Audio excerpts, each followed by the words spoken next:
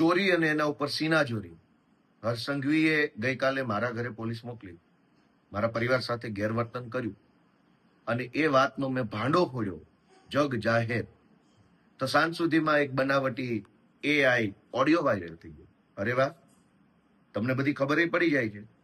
અમે તો આખા વર્ષમાં તમારા ઉપર 100 પ્રકારના મુદ્દાઓ પર આંગળી ઊંચી કરી છે. અમે તમારા વિરુદ્ધમાં કીધું કે તમે ડ્રગ્સના કારોબારની અંદર તમારી આખી પાર્ટી સંડોવાયેલી છે. કેમ અમારો ઓડિયો ના આવ્યો? અમે તો કીધું કે હર્ષ સંઘવી 8 પાસ છે, કેમ ઓડિયો ના આવ્યો મારો એમાં? અમે તો કીધું કે આ ડફોળ છે, કેમ ઓડિયો ના આવ્યો? ડફોળ છે એવી વાતચીતની પુષ્ટિ કરતો. અમે તો કીધું કે દારૂના હપ્તા તમારા ભાજપ વાળા કમાય છે, કેમ ઓડિયો ના આવ્યો? તમારા ઉપર જ્યારે જ્યારે અમે સવાલ ઊંચો કર્યો, સવાલ ઉઠાવ્યો, ત્યારે તો કોઈ ઓડિયો ના આવ્યો કે હા આ વાત સાચી છે. અને જ્યારે મેં એમ કીધું કે મારા પરિવારને હર્ષ સંઘવીએ પોલીસ મોકલીને હેરાન કરવાની કોશિશ કરી છે, તો સાંજે છે એક બનાવટી ઓડિયો વાયરલ કરવામાં આવ્યો. કઈ વાંધો નહીં, કરો વાયરલ. જનતા બધું જ જાણે છે કે સાચું શું છે ને ખોટું શું છે. સાચી વાત તો એ છે કે અત્યાર સુધીમાં 100 કરતા પણ વધુ FIRઓ કરી અને હર્ષ સંઘવીએ આમ આદમી પાર્ટીના કાર્યકર્તાઓને જેલમાં પૂરવાનું કામ કર્યું.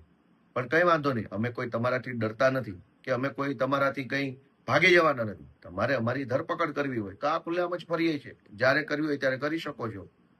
ડરપોક કઈ, અમે તમારા જેવા ડરપોક કે કાયર માણસ નથી. અમે તો લડનારા હિંમતવાન માણસો છીએ. ગઈકાલે જે કૃત્ય કર્યું એ કૃત્ય અત્યંત નિમ્ન કક્ષાનું હતું, અત્યંત જઘન્ય પ્રકારનું કહી શકાય. અને ચોરી ઉપરથી સીનાચોરી, કે એક તો મારા પરિવારને હેરાન કરવા, ધાકધમકી કરાવવા માટે તમે પોલીસ મોકલો છો અને ઉપરથી પાછો ઓડિયો બનાવવાનો. અને ઓડિયો પણ 8 પાસ ને છાજે એવો ઓડિયો છે. કોઈ ડફોળ માણસ, હલકી બુદ્ધિનો માણસ, નિમ્ન કક્ષાની વૃત્તિ ધરાવતો માણસ જેવો ઓડિયો બનાવે એવો ઓડિયો છે, જેમાં કહેવાતો જે કોઈ ભાઈ છે સામેવાળો એ પાછો મને કાયદાનું જ્ઞાન આપે છે કે હમણાં ઓલો નવો નિયમ આવ્યો છે, એમાં ઘરના ફોટા પાડશે, પછી એ ફોટા અપલોડ કરવા પડે.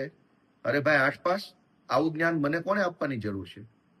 હું તો ઓલરેડી પોલીસમાં રહી ચૂક્યો છું, હું ઓલરેડી પોતે વકીલ છું, મને બધી જ ખબર હોય કયો નિયમ છે ને કયો નિયમ નથી. એમાં મને કઈ કોઈએ ફોન કરીને કહેવાની જરૂર જ નથી હોતી કે હવે આવો નિયમ આવ્યો છે. પાછો કહેનારો વ્યક્તિ એમય કહે છે કે બા ઘરે એકલા છે. ઓહો, આટલી બધી ફેબ્રિકેટેડ વાત. બા ઘરે એકલા છે કે નહીં એનાથી પોલીસને ક્યાં આમાં કઈ કે લેવા દેવા છે? અને જાણે તો મને ફોન કરીને પોલીસે આગોતરી જાણ કરી હોય કે તમને ઘરે આવશે, આમ કરશે, તેમ કરશે. એટલે આખો આ બનાવટી ઓડિયો, અને દુઃખની બાબત તો એ છે કે આવો ઓડિયો જે બનાવવામાં આવ્યો છે એ ઓડિયો બનાવનારા લોકોને પણ બુદ્ધિ નથી કે આની અંદર જે કાંઈ વાતચીત એને સામેલ કરી છે, એ જે મેં મુદ્દા ઉઠાવ્યા, મેં એમ કીધું કે હર્ષ સંઘવી આટલી પ્રકારે દાદાગીરી કરી છે, જાણે કે એનો ભાજપ ખુલાસો કરતું હોય, એ ખુલાસા ટાઈપનું અંદર ચર્ચા જોડવામાં આવી છે. એટલે આ આખી બનાવટી વાત જે છે ચૂંટણી ટાણે આવી છે. અમે તો કહીએ છીએ કે હર્ષ સંઘવીના આવ્યા પછી ગુજરાતમાં ડ્રગ્સનો વેપાર વધ્યો છે. બનાવો એનો પણ એક ઓડિયો, ગોપાલ અને કોઈ ભાજપના નેતા વચ્ચેનો, અને કરો વાતચીત કે ભાજપના નેતા પૈસા કેટલા લે છે અને ગોપાલભાઈને એ જાણ કરે છે એવો. અમે તો એમ કહીએ છીએ કે તમારા આવ્યા પછી, હર્ષ સંઘવીના આવ્યા પછી ગુંડાઓ, બુટલેગરો પોલીસને દોડાવીને મારે છે.